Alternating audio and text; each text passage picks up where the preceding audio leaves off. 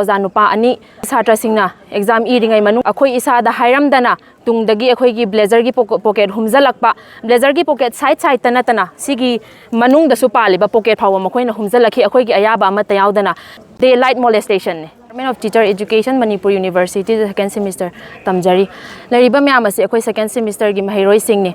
ngasi akhona mafam asida haijagadoriba dudi nahan date 4 July 2025 numit asida Department of Teacher Education Manipur University gi B.Ed ki second semester examination hogiba numit asida flying squad ni haina lakpiramba oza nupa ani akhoi ga loinarapa oza nupi amaga makhoina lakpa matamda akhoi gi satrasingna exam iringai manungda tawhaidaba thodong khara chatharamle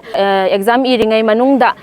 akhoi isada hairamdana tungdagi akhoi gi blazer gi pocket humjalakpa blazer gi pocket side tana sigi manung da su paliba pocket phawa makhoina humjalakhi akhoi gi ayaba ama tayaudana masigi thawongda yaningde haibadu ulibani nahandagi akhoina authority singda complaint tawjakhre masigi mayokta laukhat piu action laukhat piu haina dubu tarak tabadagi akhoi ngasi sida tillibani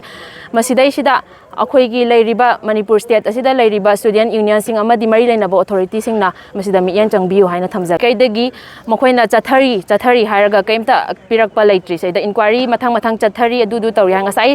nahan date 4 nungdang dagi khoije ngai jarakpani hojik phawba makhoi dagi chapchaba resolution amata piraktri khoida asi moina pungdi hele nga sai pung ahum bokta moigi student grievances hel haina moina meeting tawni hai moise meeting se nahan Saturday nungdang dagi tharakraba meeting ni makhoi gi resolution amata khoida thamakte adudugi moise hujik ngasai pung ani dagi meeting hauni khoina pung ahum phok matam thakibani adubokta kemta khoida pau pirakpa leite Timetum amta pidigo inquiry gi kaimta pidri khoida karimta khangalakpa leitri aduga amatang ju haija hoge sidai sida akhoina satra nupi sina check tawren hairabaju mana amuka halaga amuka hanna mi satra nupi sida amuka hanna mana humjallaga check tawgibagi thawong phok lairabani ase thabak hairiba oja singse terminate tawgibiga tawbikhiba thabak thadat pikhiba natraga suspend minimum 2 years paw suspend tawbiu daylight molestation ne akhoi da piriba physically mentally sexually harassment ase mayamna line lobigan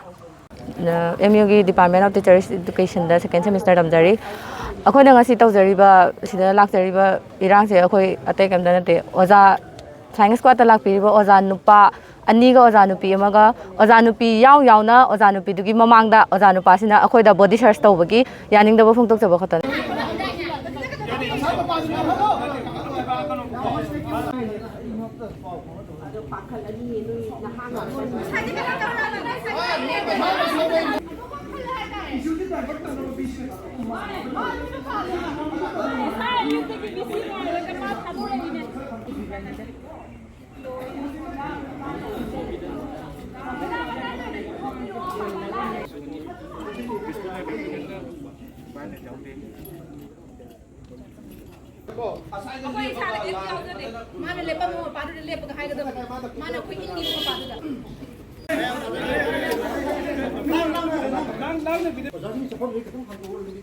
Basic ball sing din student welfare wajabani Manipur University ki Nasigi case gi matang hujikse MU gi authority gi oina kari process lai do kari makhata step se lor kodri Maheiroisingni market gi yam chapchaba action lawon hari inquiry tawrim ti hare do kaya yamna khumang chawshalage tang mari da khoi gi B.Ed parikha thaba nupimacha tara na sign tawba application nama complaint letter haitare amakhang musu gi office ta phangi edana ingon haibire aduna tang manga gi afternoon sida khoi se din student welfare gi office tai khoi meeting tawre musu gi representative sing yaure aduga masai complaint tawba ngang sing mayam yaure aduga head of department hoibiriba madam premlata masamak su yaure hairiba case khoi gi din gi office ta loisin ba yadaba case hoiba amaraduna ikhoina madudagi hena wangba committee ama lai students grievance redressal committee haidana madugi committee du da same day da haibadi 5th of July sida ikon forward tawre application ama su enclose tawraga pire mangonda tang tarukta ikoi hairiba committee ki mifam pangthoe mifam je pangthoga another round of meeting si ngasi si tawraga anthropology department da maduda involve tawriba waja oiro adegi complaint tawriba chatra sing oiro moi punamak se amdang inquiry tawrakanda asumba karino haibudu putuoga makha taba kari action lokhatpa yagadagi hedo adugi process tani hojik lairise ekoi phamiba meeting sigi inquiry na singba loira kanda proceeding ama thokla ani